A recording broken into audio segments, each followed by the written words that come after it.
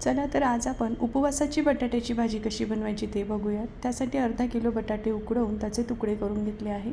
आता वाटणासाठी 1 इंच आलं आणि 3-4 हिरव्या मिरच्या मिक्सरवर फिरवून बारीक वाटण करायचं आणि ही हिरव्या मिरचीचं वाटण आपल्याला बटाट्याला लावून घ्यायचं आहे. त्याचबरोबर अर्धा चमचा भाजलेल्या जिऱ्याची पावडर टाकली आहे. तुम्ही जिरं उपवासाला खात नसाल तर स्किप करा. व्यवस्थित हलक्या हाताने याला हे वाटण लावून घ्यायचं. आता फोडणीसाठी कढईमध्ये 1 मोठा चमचा साजूक तूप आणि अर्धा चमचा जिरे घालायचं आहे. जिरं चांगलं फुललं की यामध्ये तयार केलेले बटाटे टाकायचे. चवीनुसार मीठ, अर्धा चमचा साखर टाकायची आहे आणि हलक्या हाताने मिक्स करायचं. गॅसची फ्लेम लो करायची आणि 3-4 मिनटाची वाफ काढून घ्यायची आहे.